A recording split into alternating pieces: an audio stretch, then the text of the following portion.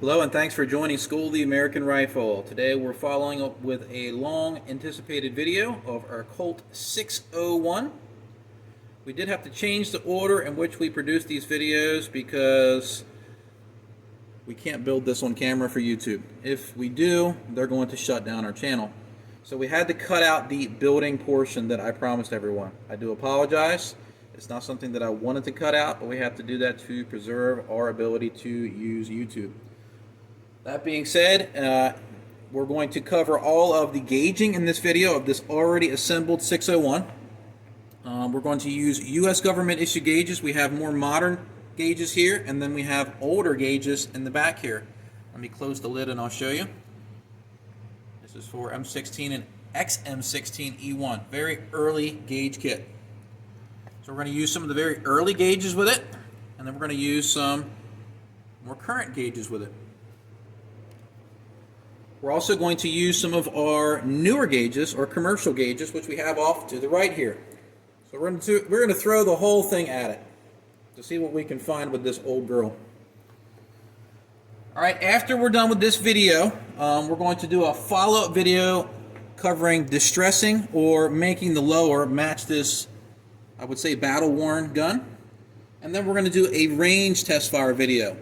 At the end of this video, we're actually going to do a test fire, but it's only going to be in our test trap, so you won't see any accuracy capabilities of it. We just know that either it will function or it won't. And if we have reliability problems out of it, I'll do another fill-in video to show what we have to do to fix the problem that's causing it not to work. So that being said, let's go ahead and get in on this.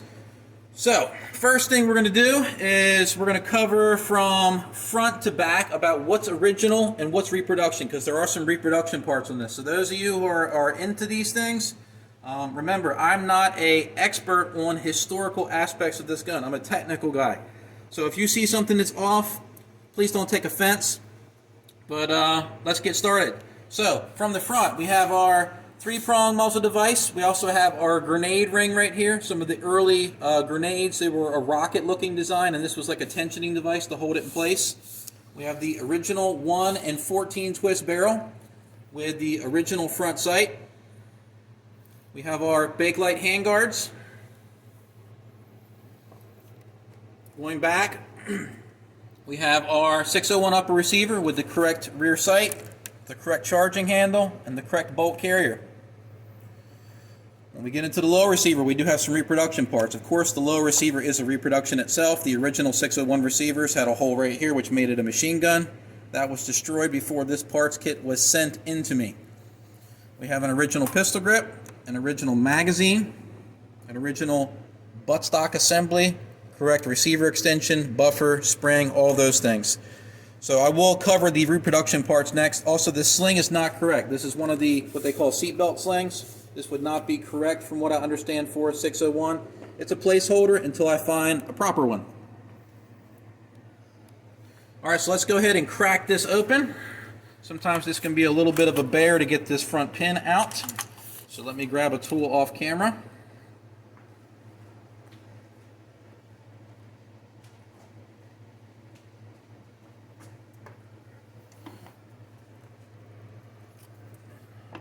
This is very tight.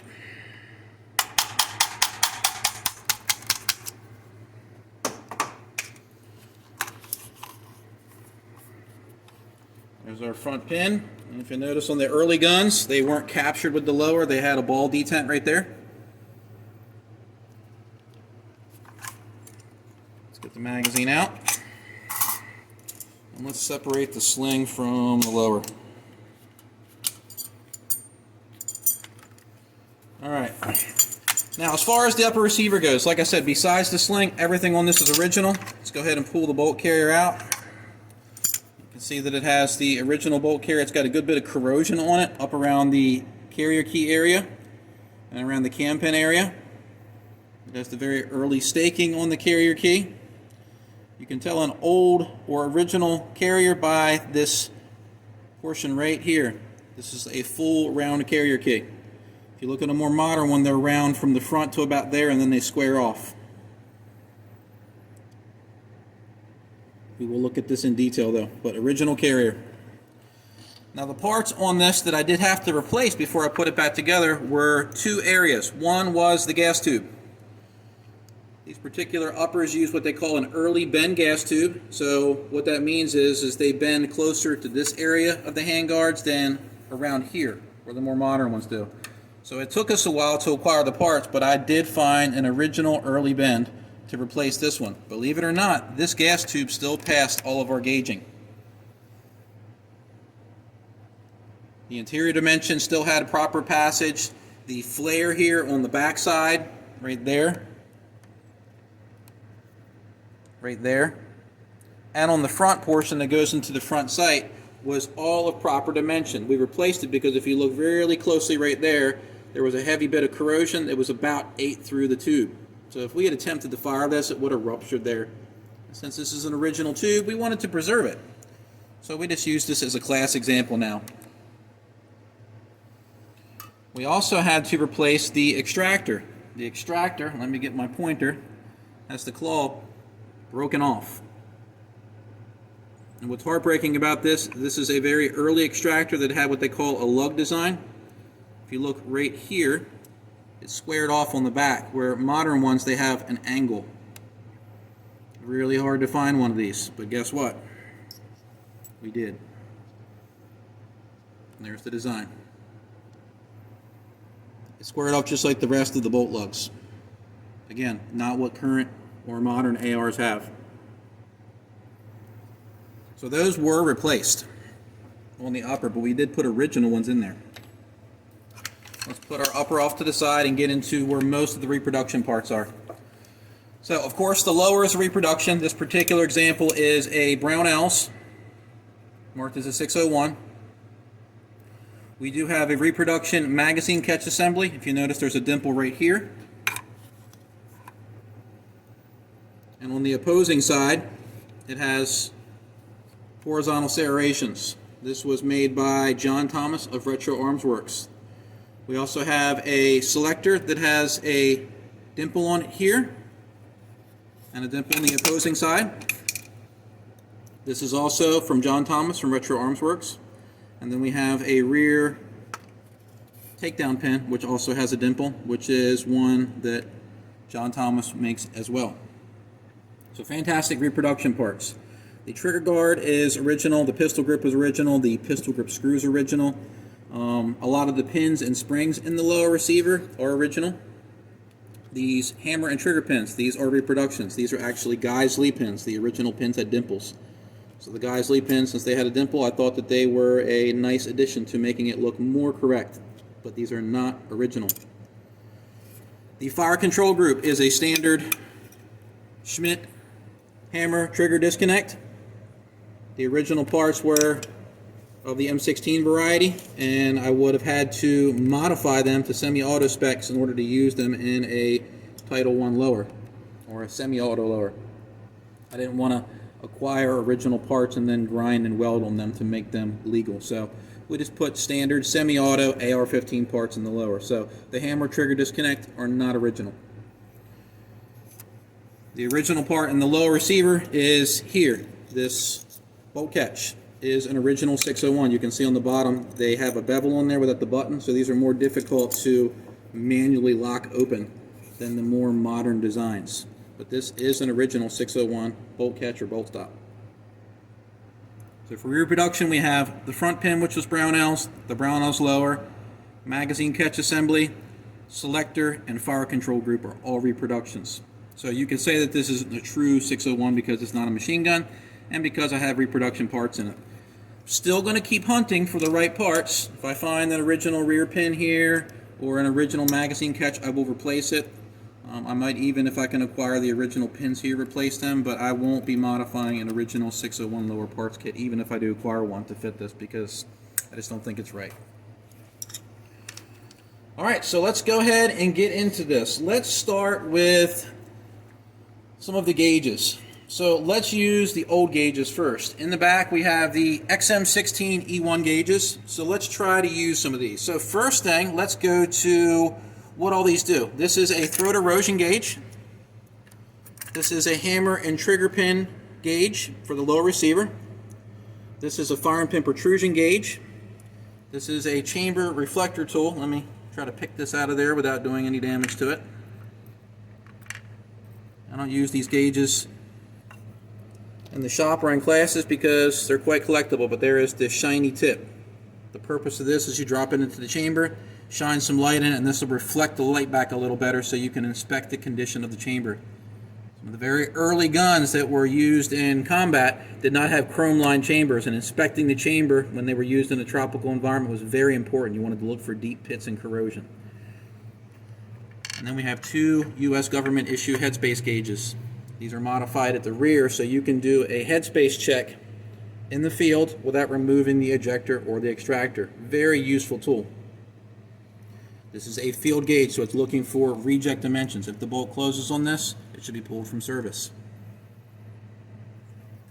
All right, then we're going to move into the more modern gauges, but before we do that, I wanted to show you one of the older firing pin protrusion gauges. I have this on the table. We're not going to use this because there's only one of these, maybe two in existence. This is a firing pin protrusion gauge. If you look here, you can see the original markings on it. Let me see if we can zoom in. It's got a little dust on it. This is part of our museum. This is a USGI gauge. The way you would use this is with the bolt carrier assembled.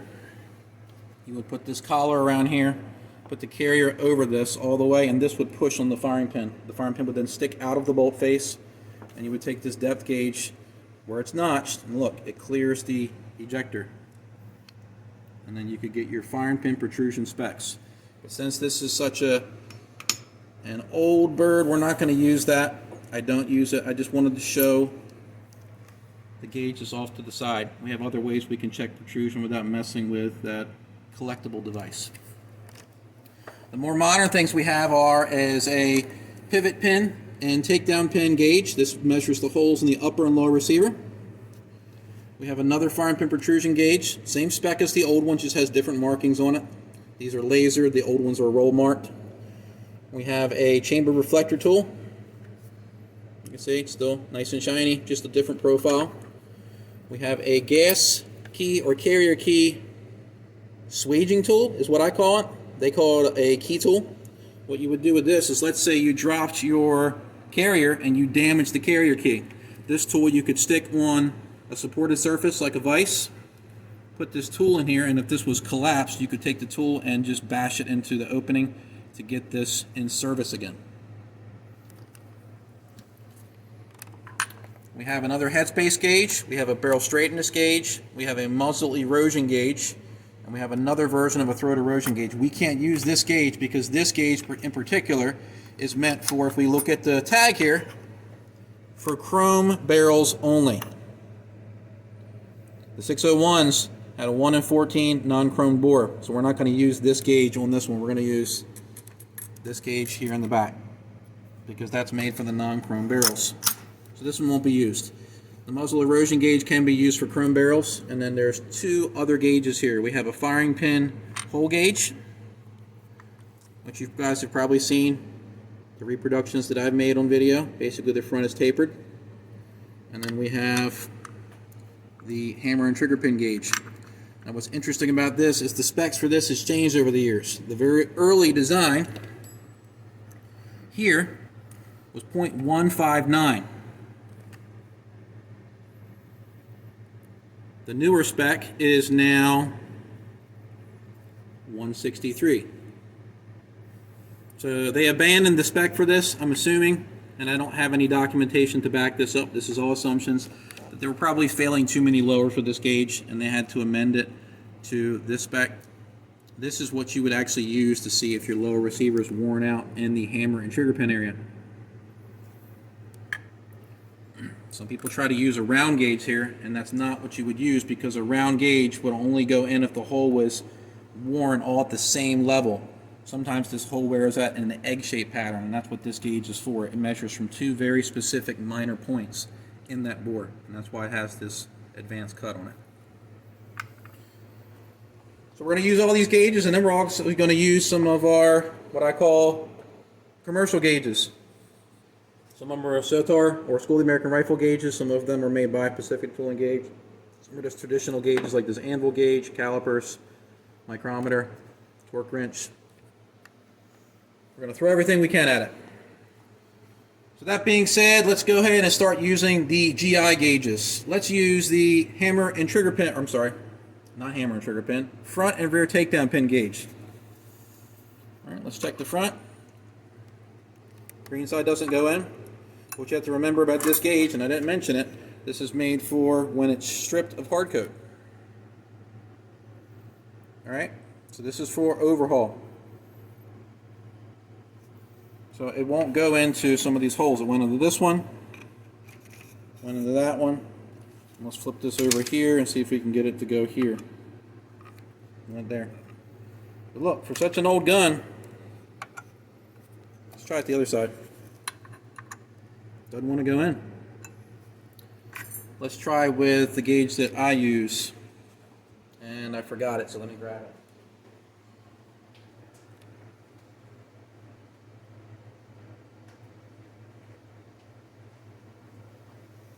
I'll see if it passes the one that I created. And it does. My reject will not go in. Will not go in. Will not go in.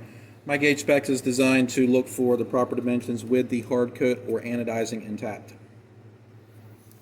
Alright, so the upper and lower passes the government issue gauge and the SOTAR gauge. Alright, let's do the hammer and trigger pin gauges. Let's try with both of them. We're going to use the old one and the new one. So let me grab a brass punch. And let's knock these pins out partially. Actually, just go ahead and knock them out all the way. So let me just pop that. Pop that. If you notice I'm using a brass punch, I advise people to consider using something that's softer than steel. You can use a steel punch in this area, but the steel's more likely to damage the bores here. So use something that's plastic, something that's bronze, brass, something that's a little softer than steel if you're going to put a lot of impact force on these parts. You can still do damage with something that's brass. So just exercise caution is my advice.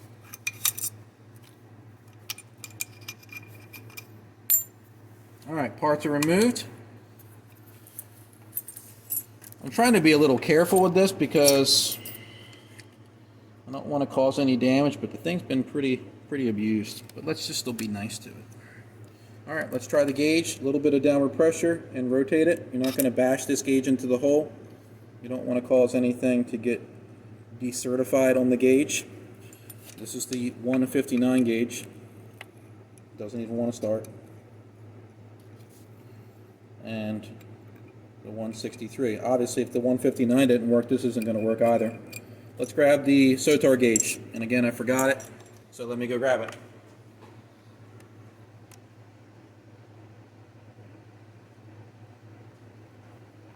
SOTAR gauge is still looking for 163 right here. We don't have to use that, but let's try it with the GO gauge. It drops through. So, if you don't have this fancy gauge, here's what you will do at home, regardless if it's a 601 or not. Take the pins that you intend to use and use them as your GO gauge. They should be able to go in and freely spin on all 4 points. It passes. Good to go. You can do the same thing with the holes in the hammer, the trigger, and the disconnect. I lost the disconnect somewhere. There it is. Alright. So those are done. Let's put this back. Let's put that back. Now let's go to what else can we use from the old kit. Let's take a look at the firing pin protrusion gauge. I really don't like these gauges. I have them for collectible purposes, but these are basically a friction gauge. What you would do is you would push the firing pin out of the bolt face and drag this across it. Maybe it's me getting older, but I have trouble using this gauge. What I have to do normally to use this is under a magnifying glass, I have to paint the tip of the firing pin with a magic marker and then drag this across it. And if it makes contact, I can see under a magnifying glass whether the magic marker was removed. So I'll show you real quick how it's used, but you're not going to be able to pick it up very well on the camera. But for the sake of the video, let's do this.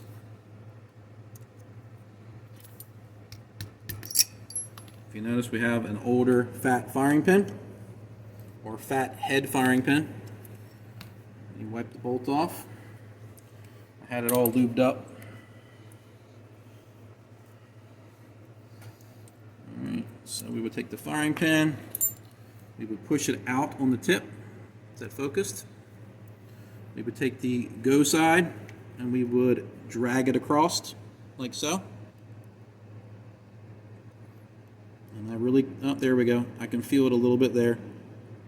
And then we would go to the max side, and we don't want to feel this. We don't want this to make contact. And it doesn't feel like it is, but again, I suck at using this. So let's put that up, and let's break out our modern gauge.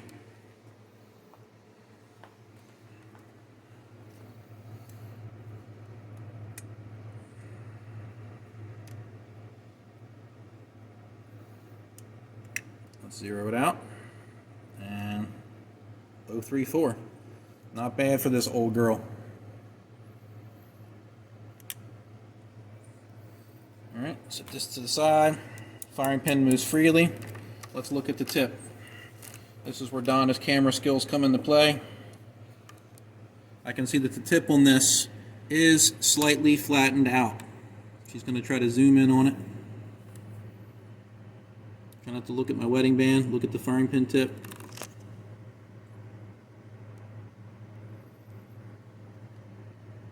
There we go. We can see a little bit of a flat spot here.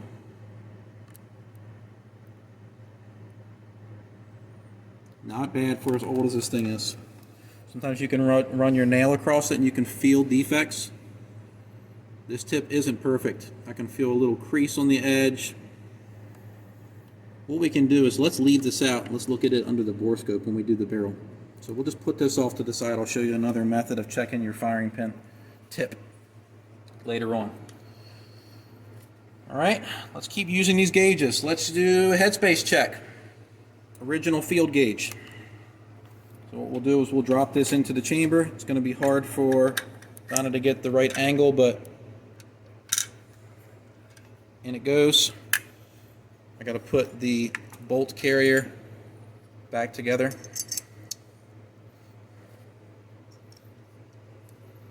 And I got to put that firing pin back in because we don't want to put this together without the firing pin. What can happen is the cam pin can rotate and the gun won't allow the bolt carrier to come out of battery to get it back out without doing a lot of jiggling.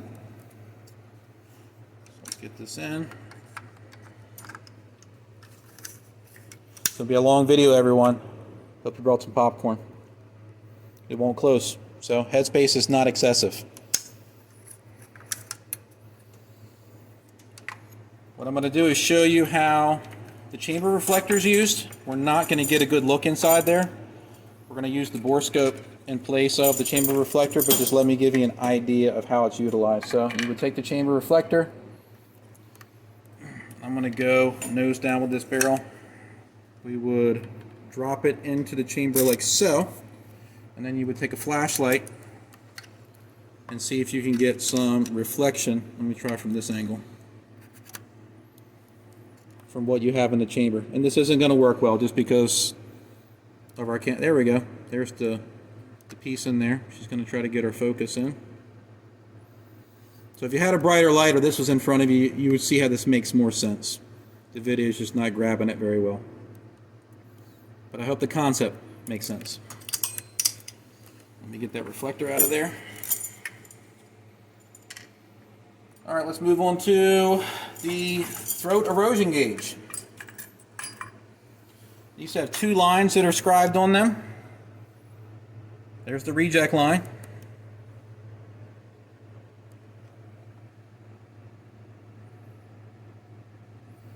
Let's go ahead and put it into the upper. And the way that the gauge explains how this is used is you put forward pressure on it. There's our first line right there.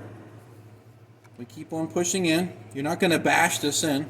Just slight pressure. And what you don't want is this line to clear the front opening for the magazine area. And look, in she goes.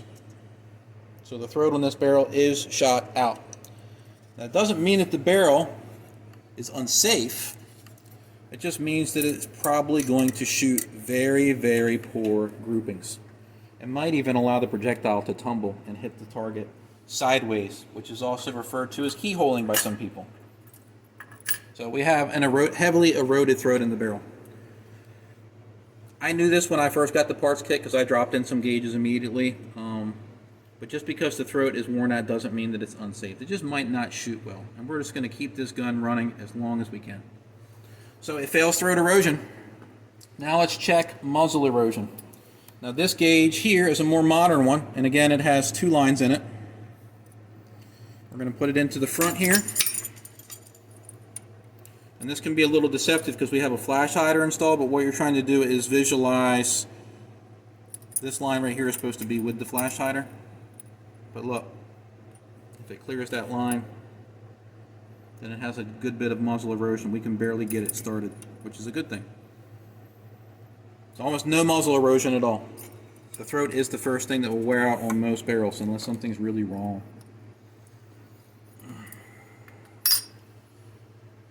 All right, let's do our barrel straightness gauge.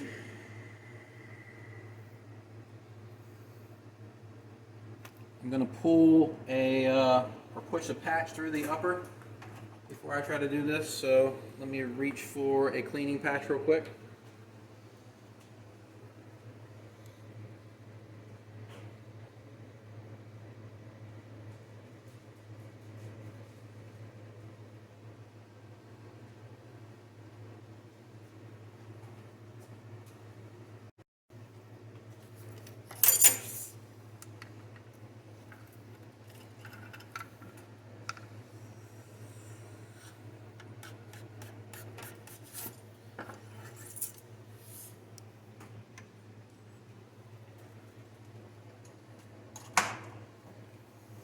Our barrel's clear. We're going to go straight up and down with this. Straightness gauge we're going to put in here like so. And out she comes. So our barrel is straight.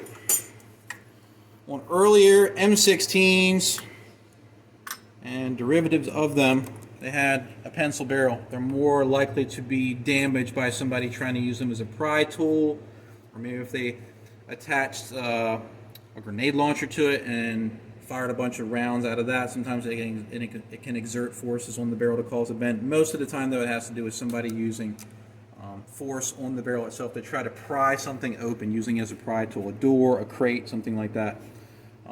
Some early guns, too, also had burrs at the gas ports, and they assumed that there were issues with straightness. It was actually just a burr at the gas port. So some of the early designs of the M16 or 600 series guns or AR15s, which is what they were, had issues with burrs at the gas ports, and sometimes they would fail this gauge. So you always need to check that if it fails a straightness gauge to make sure that it's not a burr here or a burr at the crown when they machine the crown that's causing it to not pass through the barrel.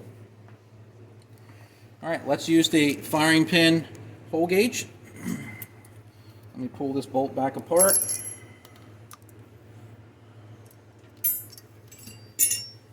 And this is going to go right in there, and it passes.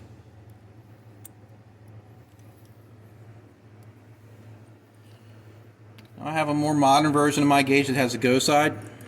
What that's mainly checking for, we're not going to use it. It's just to make sure that the opening here is big enough for the firing pin to poke through, but it does. So we're good there.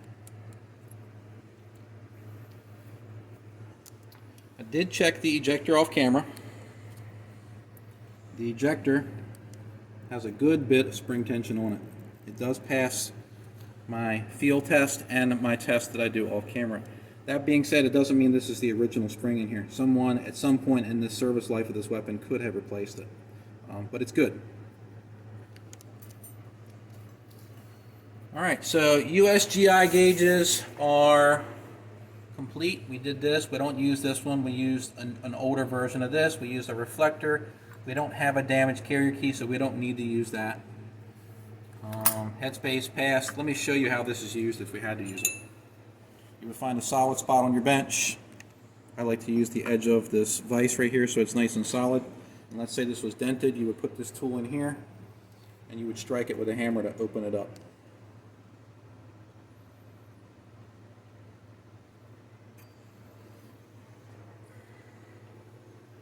Alright, so we're going to pause the video for just a moment so I can clear the bench a little bit. We can move some of the more modern gauges in place so we're not going back and forth. And we'll be right back. Okay, we're back. We cleared our bench up, put the more modern gauges out. Let's go over some of the modern gauges in relation to how they compare to the older government issue gauges. So let's try the barrel straightness gauge. This is the commercial one. Pacific Tool and Gauge makes this one. Let's go straight up and down and see if this one finds a failure that the government one didn't. And it doesn't. There it is right there. So it passes. Let's try the muzzle erosion. Now remember, you got to look at this barrel and understand that the threads or the muzzle actually stops right about there, right? So when you put this gauge in, you need to imagine that the barrel stops there, not here. So let's go ahead and push it in. Nice and easy. And look, the commercial gauge goes in pretty far. But there's where it actually ends, where my thumbnail is. So it's still got life in it, 220. Let's try the commercial throat erosion gauge. All right. Normally, when you test an assembled gun, you'll put it in here like here or in the ejection port. Let's go in from the ejection port. And you want to see something where you can see the lines about that far or maybe about that far in. Are we in focus? No? But watch what happens with this one. Sad face.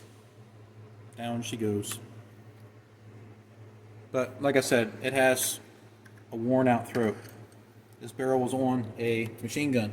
It saw a lot of use. We're going to look at the Borescope. Alright, let's check with a Michigan's throat gauge. This is only checking the throat. Let's see if this thing, after hundreds of thousands of rounds maybe, still has a short throat. It doesn't, I'm sure of it, but let's check.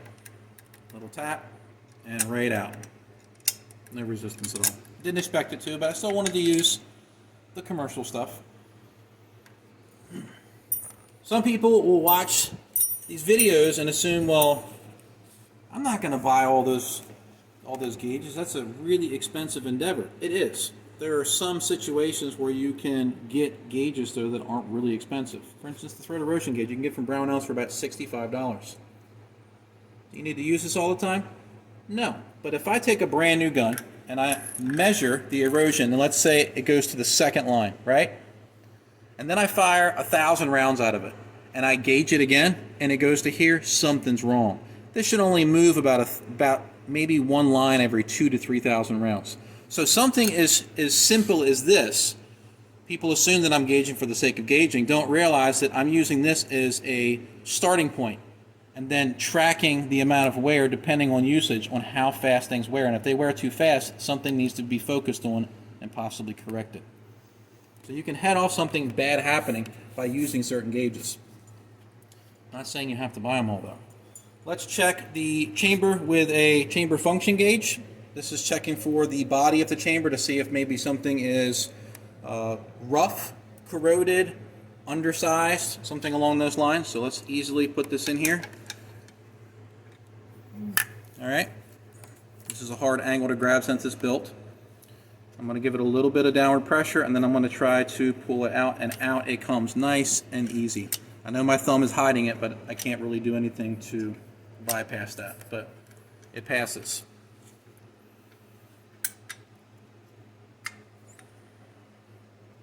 Always try to be easy with the gauges.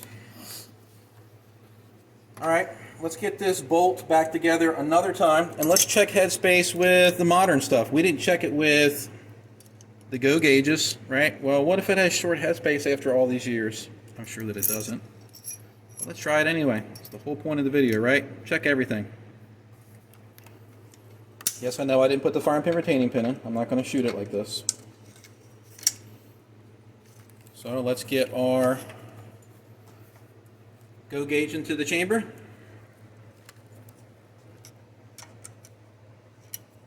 And it goes, and what we want to see is the bolt carrier going flush at the rear, and it does. Nice and flush right there. So let's clear this one, pull it out, and put the civilian field gauge in there. We didn't use the yellow one because this one's the proper 556 go gauge. The yellow one is the proper 223 go. Let's use the 14736 field gauge into the chamber. And let's see if the bolt carrier closes. It does not. So headspace is good even on the civvy gauges. Move these off to the side. Make some space. Let's pull this bolt back out. And let's check the firing pin hole with my gauge on the go side and the no go side. Green side goes in. That's what we want. Reject side, which is tapered, does not.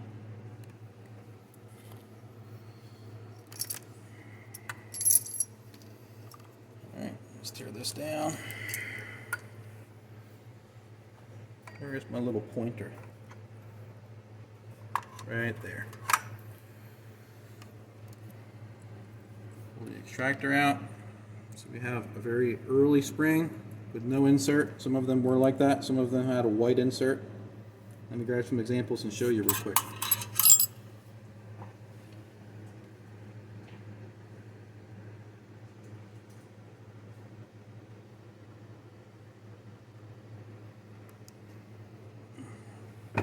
Alright, here's some samples here. We have one with the white insert. This is from the very early guns on the far right.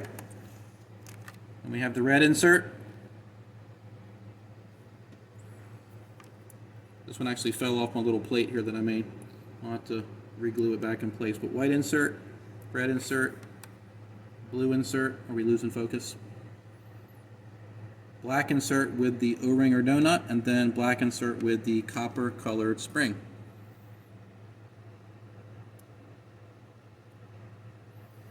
This is what should be in it, or one that didn't have an insert.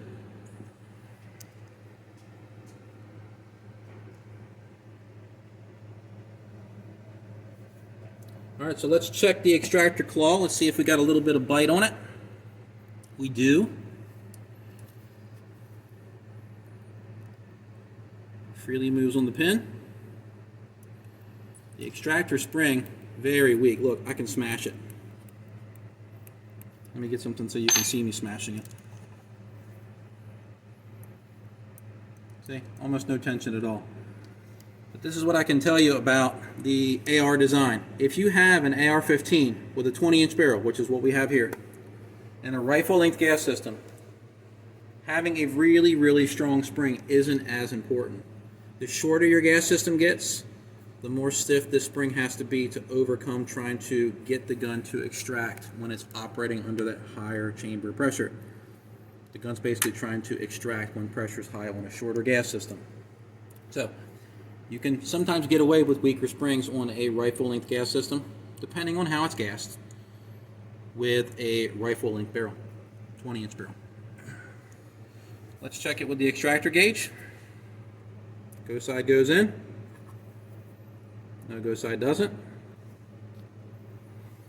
I think this old gun's doing pretty good so far. Let's check the cam pin wear. There's the suede side.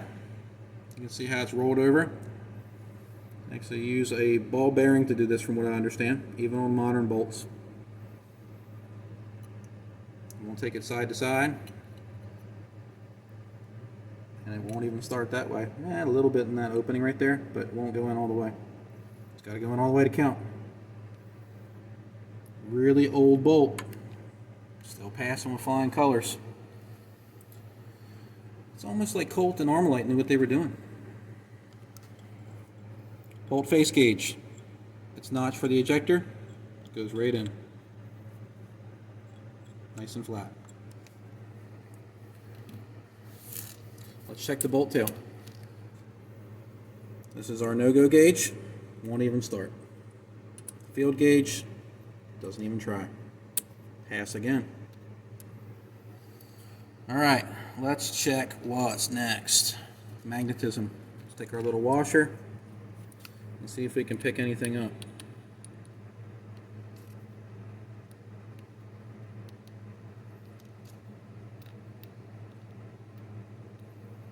Almost thought I was grabbing it there, but it's not.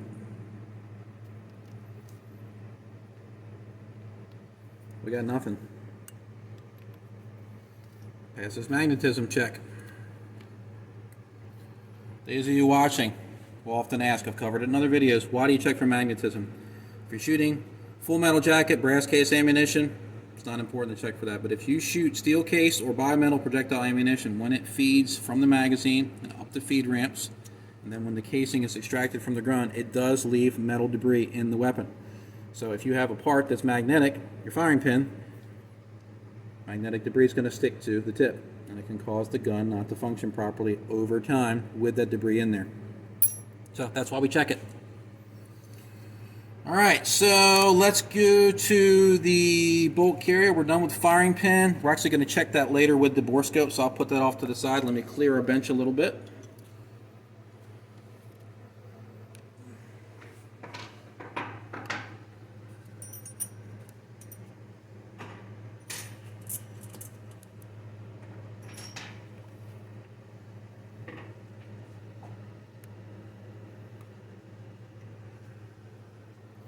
Okay, back to it. Now I have a gauge we can actually test the magazine lips with. I forgot it, so let me grab it.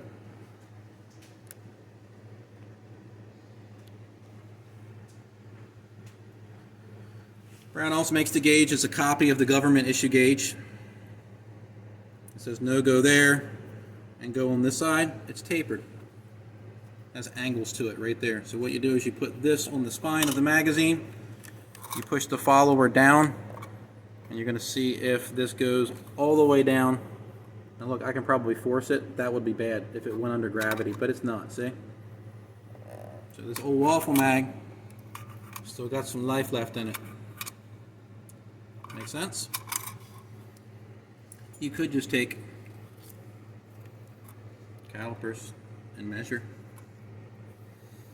Let's see what the dimensions are real quick. I'll give you guys some specs. The widest portion is 477. The skinniest portion appears to be 459.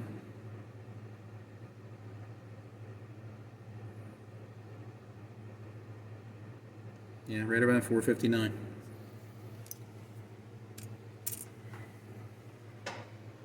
The magazine checks out. Let's see if it drops in and out of the lower cleanly. It does. Let me put this off to the side and get the mag well gauge.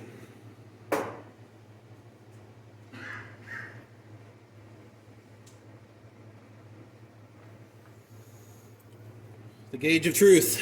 Let's see how Brownells did with this. Pass.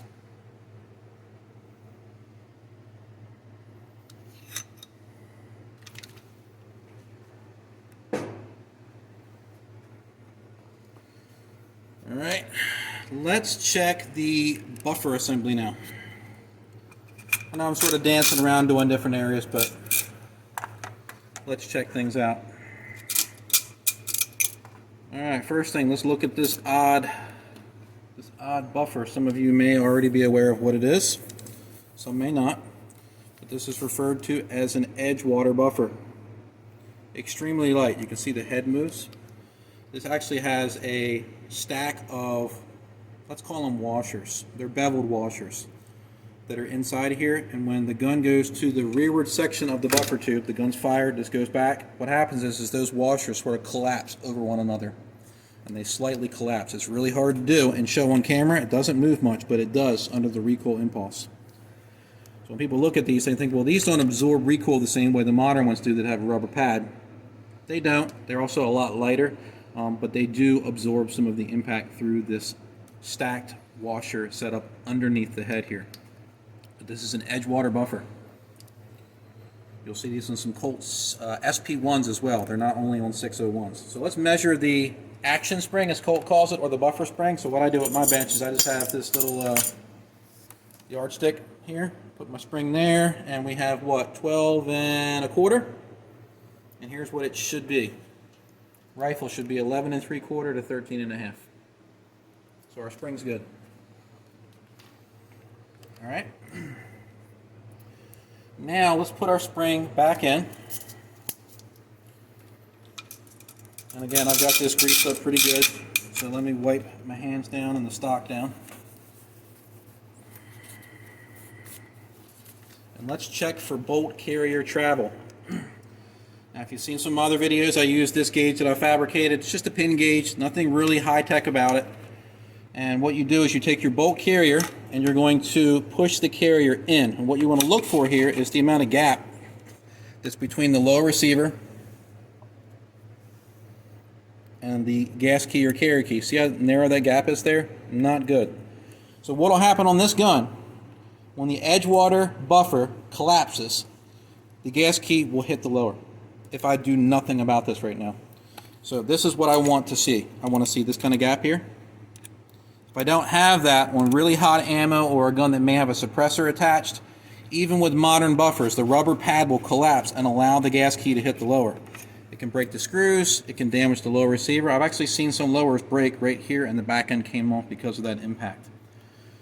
So, how do you fix this? Well, if it was a collapsible stock gun, what you could do is you could just try to turn the receiver extension in one more turn so there's less rearward travel. With this setup, this is a fixed stock. It screws in and stops on the shoulder right there. There's no more screwing it in. So the fix here would be spacers. The gap that I look for with this tool is the same thickness as 2 US quarters. Alright, so what will I do to fix this? Well, I'm not going to buy a new tube because these tubes are hard to find. This is an original tube. If you look at the previous video, it has a hole going through it here. This is the fix. In. Make sure they seat all the way. Let's put our spring in. Put our buffer in. Let's seat it. And let's check again.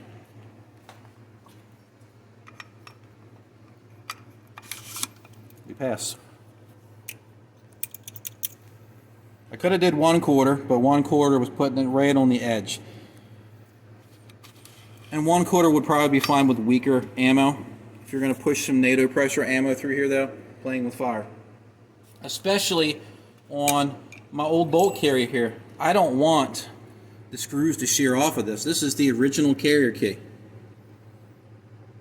So I don't want this thing to break. If it was a modern one and it made impact and the screws break, no big deal, right? Put a new carrier key on, new screws, and back up and running. But I don't want to damage this old thing. So I'm going to do everything that I can to make sure that bad things don't happen to it. It deserves to be babied after its hard life. So you don't need that fancy gauge right there. 2 US quarters is your gauge. Alright? So we fixed one of the problems. The throat problem, we can't fix without replacing the barrel.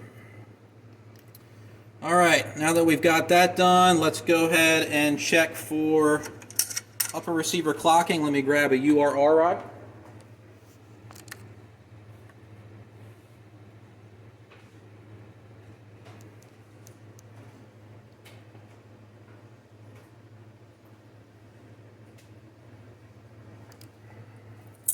Midwest URR tool, since it has the sail right here, it can tell you if the barrel extension is timed improperly in the upper. So I'm going to do it like this so you can see it. And if you have a misalignment issue, what will happen is this tool will not seat into the extension. And it does. Upper receiver has a very tight bore in it. I have one that I turn down that goes in there easier, but it passes.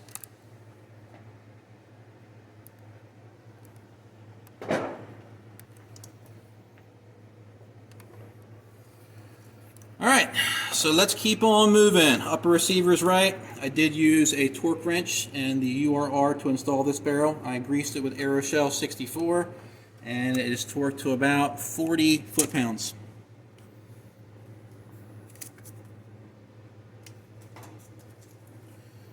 The range for the GI barrel nut is 30 to 80 foot-pounds. Alright, let's check for our charging handle. Here's a test that I might not have done on camera before. How do you know if your charging handle latch is actually engaging the upper receiver right? Right here. What you do is seat the charging handle, put a bolt carrier in there, hold the upper and the carrier, and give it a good pull. Now if you are like strong gorilla, don't do this. right? And use all your strength. Just be reasonable about it. Give it a good snug, a good pull, and that's it. Let it be. It passes. That's the charging handle check. All right. Now let's check upper and lower receiver gap. We put the two components together, and what we don't want is this 020 feeler gauge to go in between the lug there and there. If the gap's too wide here, not a good thing. The reason I have this bent here is we can use it again right here. Watch. I hook it into the lower, right where this lug would be, and I try to close it. And look, it will not close. So the gap there is not too wide.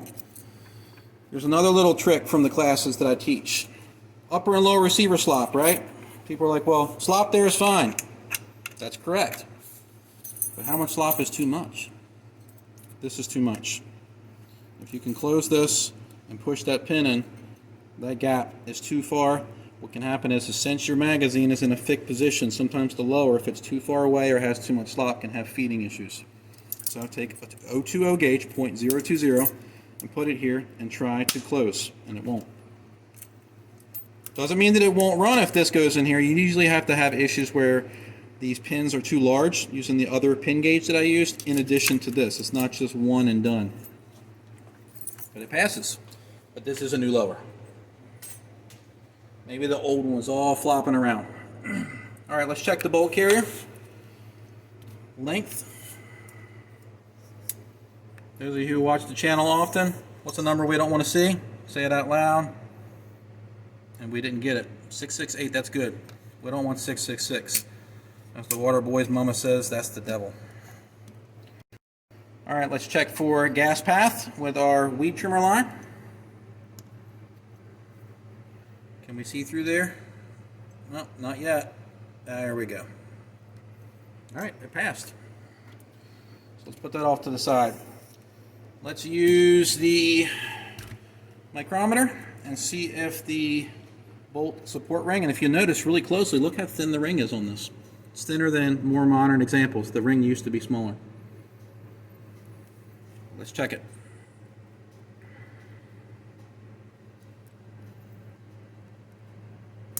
.529. Very nice.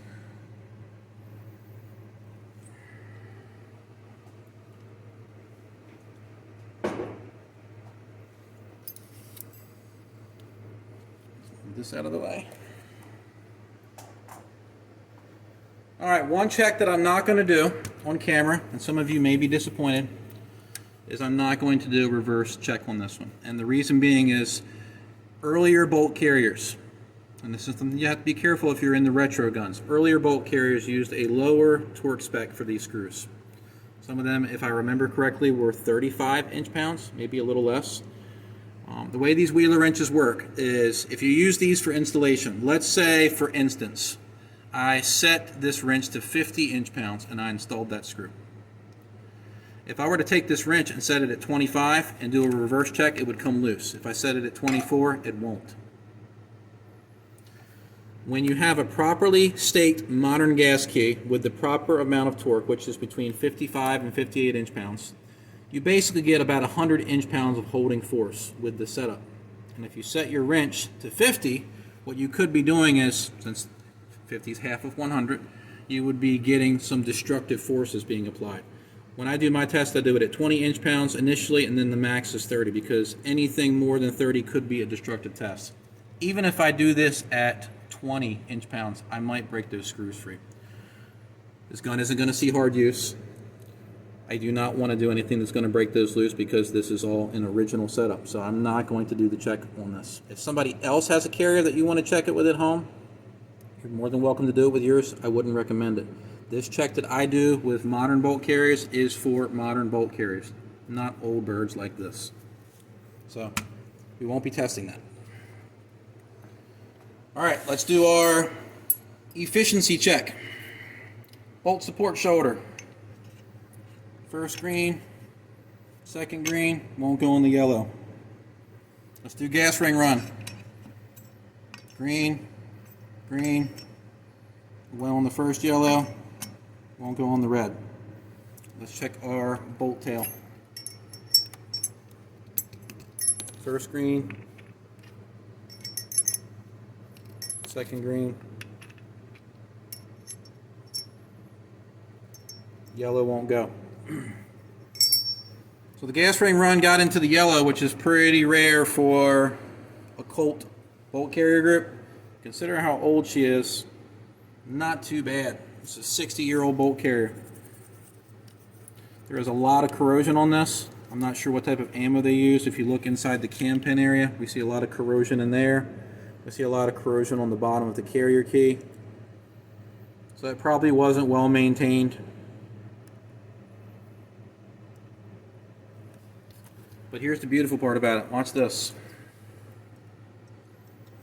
Passes the go gauge. Look at this. After that many years of use and all the corrosion that's in the opening of that carrier key, it still passes its tests. Pretty impressive if you ask me.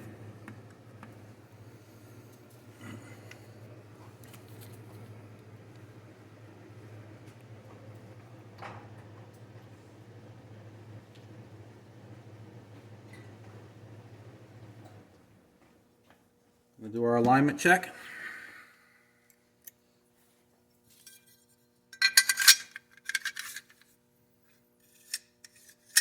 A little bit misaligned, but I tweaked the gas tube on this gun when I built it to make sure that it aligned properly with the carrier key. That's the most important part. When I do this in the videos, I'm doing that because I don't have the owner's upper receiver to check alignment with the gas tube and upper and all those other variables. So this is a good way to check a bolt carrier for absolute carrier key alignment, if you have a good upper, that is, without having the actual gun it's going to be used in.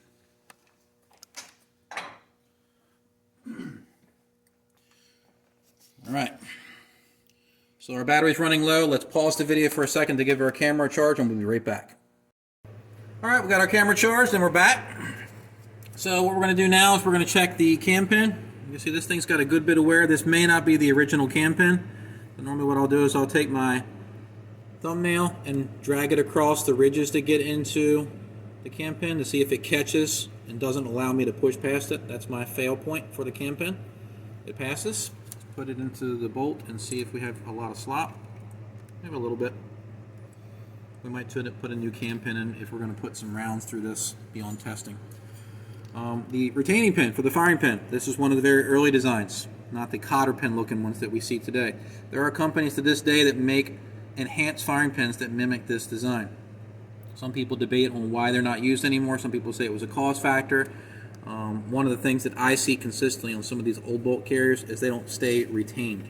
So they'll be in the gun, you'll take the bolt carrier out, and this will just fall out because there's no tension. If you lose this, your gun ain't going to shoot. We have a visitor in the shop. Rebel. Oh, he's going to run away. Come here. He's not going to come for the camera. All right. Stop distracting me, cat. All right. So firing pin, retaining pin, cam pin, bolt carrier. Look at the finish of it. You can see it's a little rough. If someone got this bolt carrier today with these rough surfaces, people would probably freak out and go on the internet and try to burn them down. But this was the peak of technology then. Not bad. We will look at the inside of the bolt carrier. Let me clean this out a little bit with the Borescope to show you the amount of corrosion. And the corrosion that's in here is not going to cause it not to function, but what it will do is it will eat the gas rings.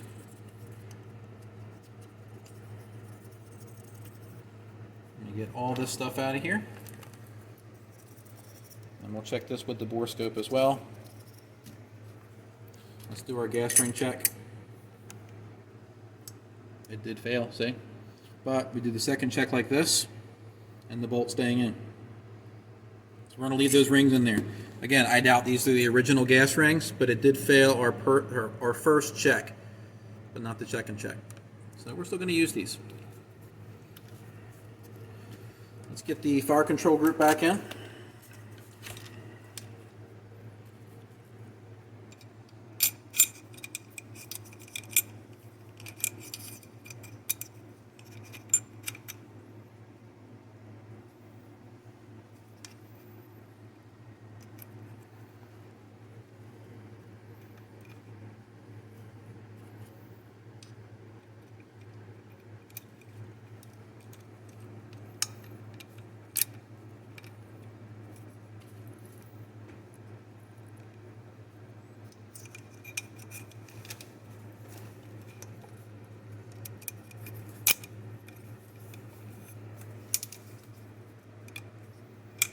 installed.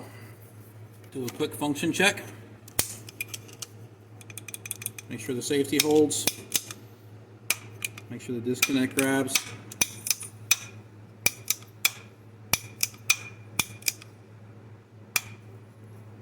Good. All right. Our lower did fail the one check. We have too much travel for the buffer assembly, so we spaced that out. Magazine catch moves freely, doesn't bind up. Selector has a nice distinctive click to it. Fire control group functions properly. There's the old trigger guard. Got a good bit of wear on it. Let's get our bolt carrier put back together. We're going to test fire this thing. Before we do that, let's check with the Borescope. So we're going to switch places.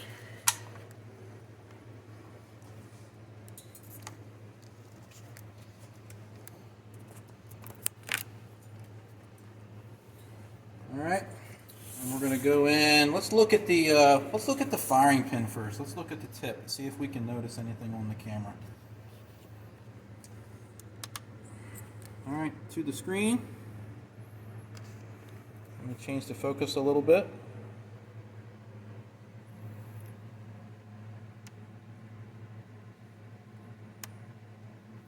Actually, I'm going to switch places with the camera person and we'll come back. All right, we're back. I just had everything laid out wrong, but this is the tip of the firing pin. I'm going to have to mess with the focus so we can get it right. I'm going to have too much light. Let me dim it some. There we go. Can you guys see the crater on the tip? This is where a Borescope can help you in other areas. That crater should not be there. It's going to cause the tip to erode more rapidly.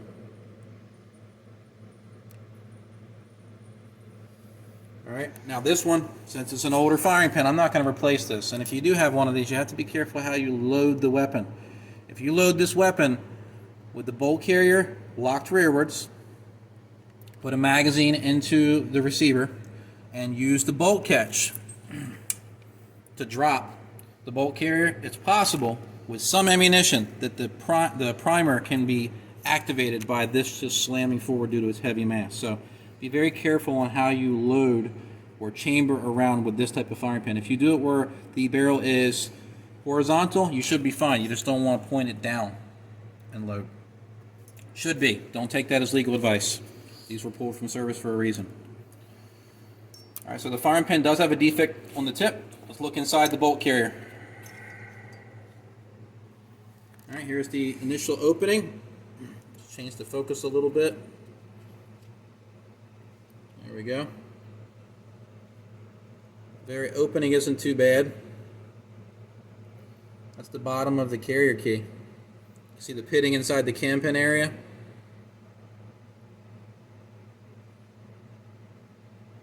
This is all inside the cam pin recess. I'm just trying to give you a good look at it. All right, let's look at other areas. There's some corrosion right there. That's where the chrome delaminated or it pitted. This is all in the gas ring run. This thing's going to eat gas rings pretty fast.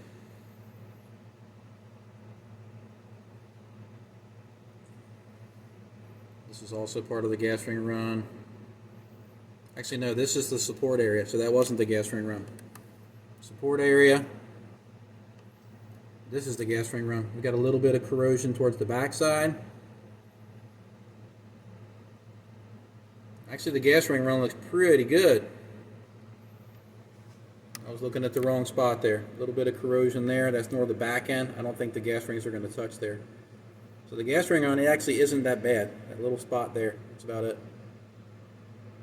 It's pretty impressive for a bolt carrier that old. So all the erosion is in the area where the bolt support shoulder interfaces. All right, here is our bolt tail.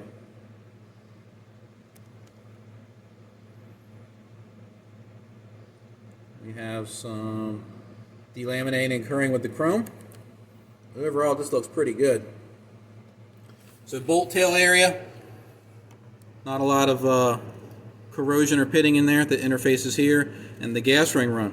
that interfaces with the gas rings looks really good. It's the area that interfaces with this built-up ring right here. Here, that's pretty rough. That shouldn't cause any issues as long as you got enough lube in the gun. All right, so let's get it back together and let's go test this thing. We're going to look in the barrel before we're done.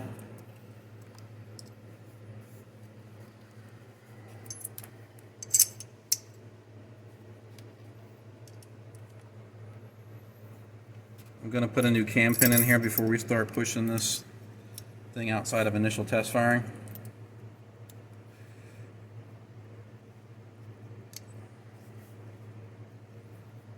There we go. All right, let's check our barrel. Let me flip this around.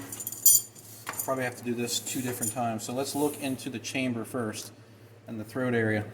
So we're going in. And now we're into the chamber. So let me change the focus. Chamber's a little rough. We have some pitting in it. Not unexpected for a non-chromed barrel. We have some lines here, probably from some type of scraping or tools. Maybe that's original tooling marks from when the chamber was cut. The chamber's a little rough. I could polish this. We're going to shoot it and see how it does first. Pretty heavy corrosion in the chamber though. Alright, this is our throat area right here, and look how bad she looks. We actually still have some rifling pretty close. So even though it ate the gauge up, doesn't mean that it's completely trashed. This is something you're going to see on a high round count gun. So don't assume, if you have a Borescope at home and see this, that your barrel is trashed. Use a throat erosion gauge and use some common sense when it comes to the Borescope. Barrels rarely look perfect in a Borescope. You don't understand what you're looking at. This is a good bit of what they call alligator cracking. This happens from full auto use, even in semi-autos with a fast cadence of fire, this can happen in. But this barrel's had a lot of rounds pushed through it. By looking at this in the throat, we're going to look at the gas port. I should be able to give you a rough guesstimate. And again, this is just a guesstimate of how many rounds I think were pushed through this barrel. If you notice, the further we get down the barrel, the less the cracking is happening. See? So we're going further down. We'll go a little further down. See, it's getting a little better. Not as much pressure and heat. Barrel doesn't look too bad here. I'm going to flip it around. Let's look at the crown and let's look at the gas port. Alright, so in we go. Alright, we're in the muzzle device. There's our crown. Pretty much non-existent, it's all rounded out. This can happen from improper cleaning or just high round counts. Still passed the erosion check, so I could pull this muzzle device off and recrown it if it doesn't shoot well when we go to the range with it. I probably will do that, but only if it doesn't shoot well. See, look, the front end of the barrel doesn't look too bad.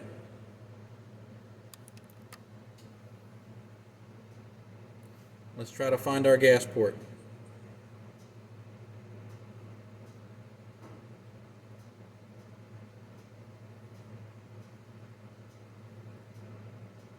Looks like I missed it. So let me measure and see if I can find it. There and there.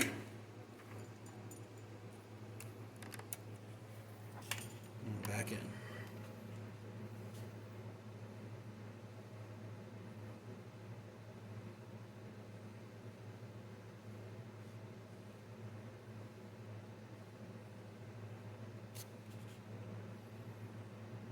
There we go. There's our gas port, and there's our erosion. It's going and going and going and stopping right about there. It's a good bit of erosion. If this was on a carbine gas system or a mid-length gas system, I would say it probably has about 5,000 rounds through it. But since this is a rifle-length gas system, and based on the amount of erosion in the throat, I'd say this barrel probably has about 20 to 50,000 rounds through it. It's a wide range to guess, but I don't know because I don't have data on it. Sometimes this amount of erosion here at the gas port can cause projectiles to destabilize. So You can have a gun that has a good throat and a good muzzle with gauges, and it still shoots poorly sometimes from an excessive amount of erosion.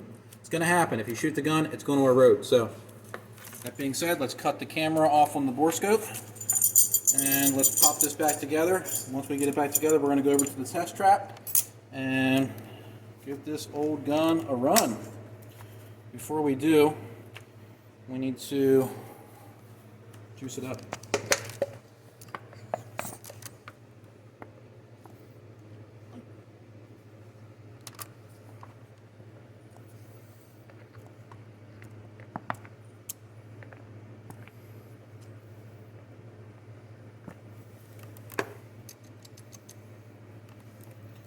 Already got some lube on the charging handle, but normally I would put some on the stem there. Wipe off this excess.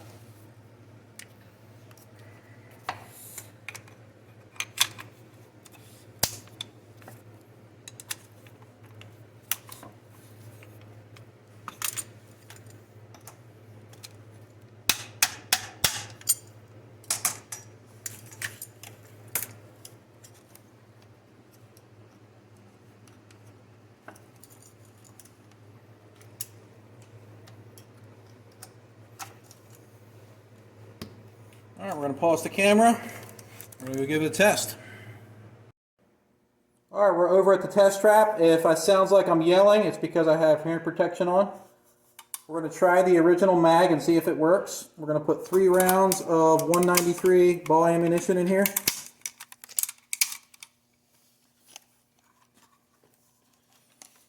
Lock the bolt open. And let's try this original magazine to see if we can get proper function.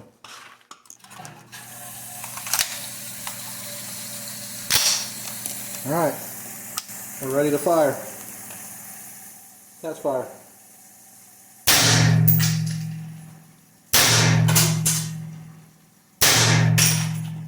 We have bolt lock on this old magazine.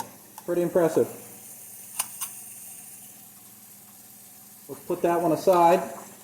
And now let's do a regular test. Now a regular test, this is a 30 round mag. This is not something you would typically use in this, but this is how I do function checks.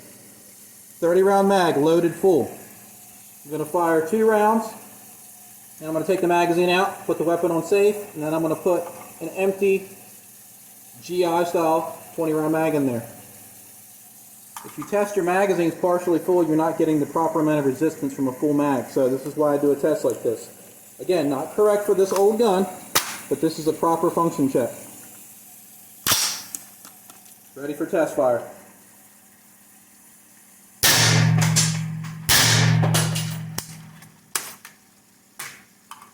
Empty mag, we're going to look for bolt lock.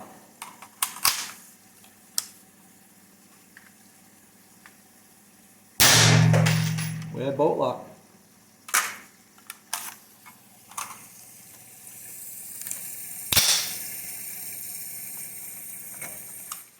So this old gun, back to life. Hope you found this video educational, and thanks for watching.